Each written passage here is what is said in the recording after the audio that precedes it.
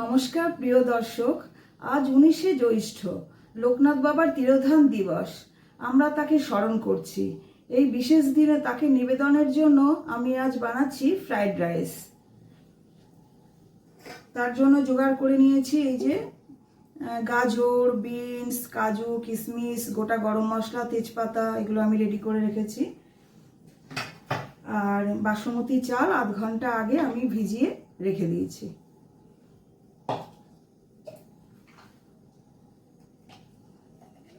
এবার আমি কড়াইতে দিলাম ঘি।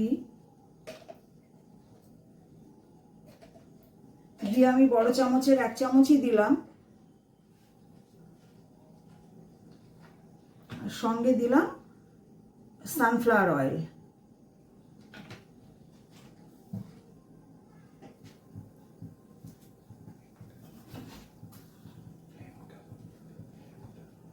প্রথমে গ্যাসটা কমানো ছিল, আমি আঁচটা একটু বাড়িয়ে দিলাম, এটা ঘিটা যাতে গলে যায়।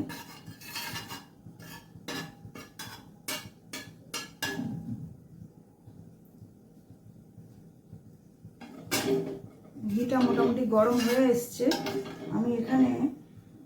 আমি যেহেতু রান্নাটা খুব সহজেই করব, আমি কাজু কিশমিশ আগে থেকে ভিজানো নেই, আমি ঘিতেই এটা ভেজে নেব। ভিজিয়ে রাখার মতোই কাজ হবে এটা। জাস্ট হালকা করে এটা আমি ধীরে ভেজে নিচ্ছি।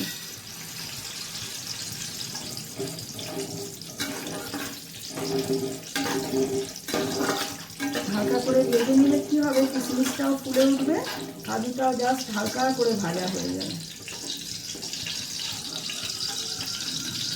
আমি তুলে নিলাম।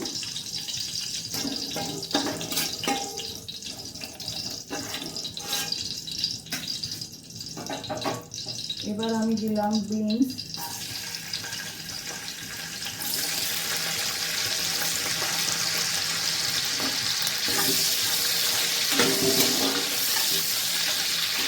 আর দিলাম গাজর।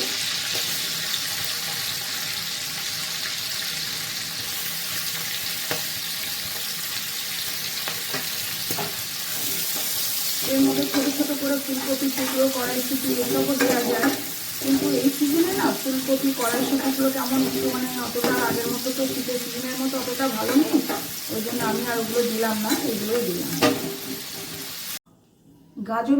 গাজর বিনস ভাজাটা তুলে নিয়েছি, ওটা ভাজা হয়ে গেছে। এবার আমি কড়াইতে দেব তেজপাতা আর গোটা গরম মশলা।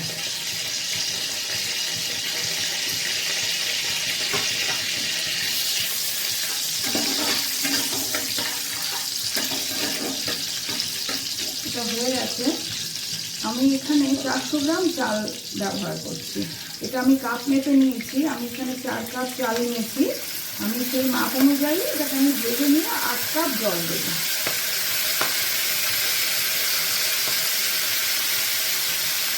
এটা খুব সহজ উপায়ে করছি,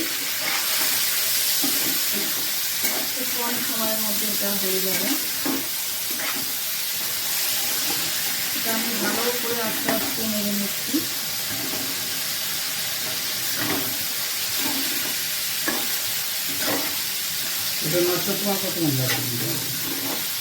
তুমি একটা কথা বললে না যে নমস্কার, আজ 19শে জ্যৈষ্ঠ।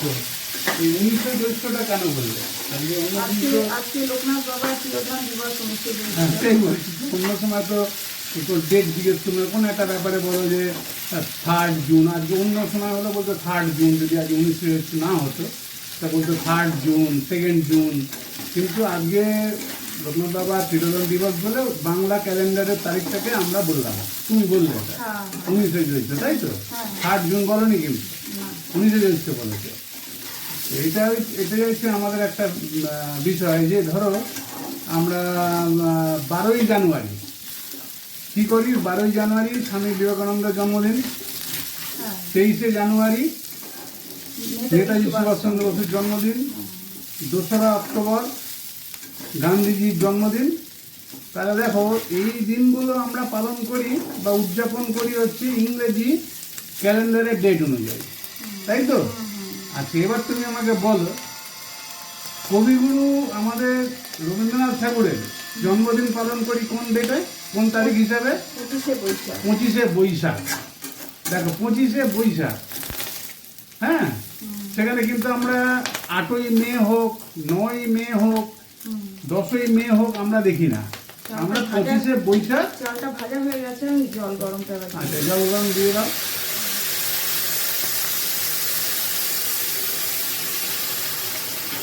ঠিক আছে, আমরা কিন্তু তখন ওটা বলি না যে 8ই মে রবীন্দ্রনাথের জন্মদিন বা 9ই মে, যে বছর যেরাম পড়ে, কিন্তু আমরা বলি 25শে বৈশাখ রবীন্দ্রনাথের জন্মদিন আমরা পালন করি, উদযাপন করি। আর তেমনি তার প্রয়াণ দিবস পালন করি 22শে শ্রাবণ।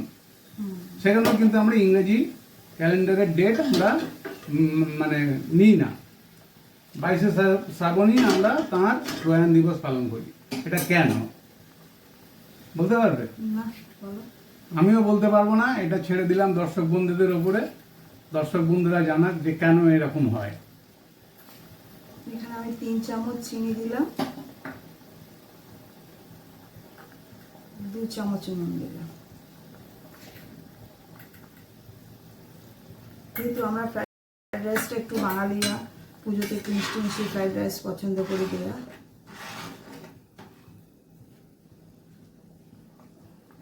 এই সময় আমি কাজু কিশমিশটাও দিয়ে দিচ্ছি।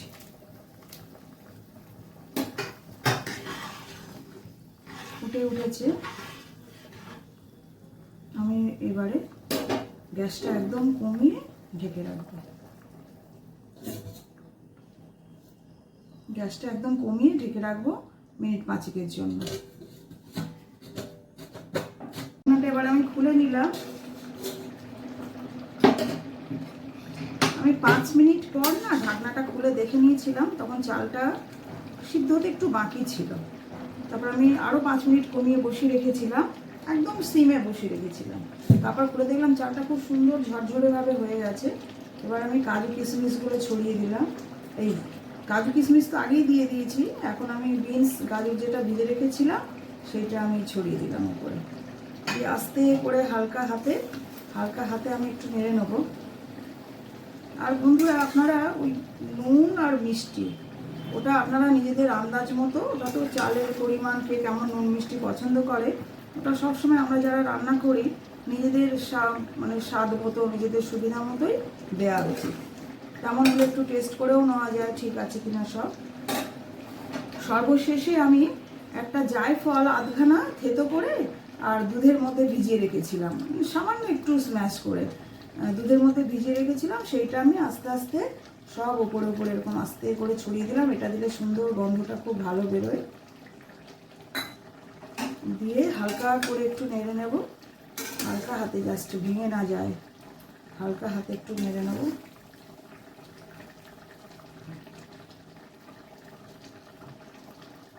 নিয়ে আমি অল্প একটু ঘি ছড়িয়ে গ্যাসটা বন্ধ করে দেব।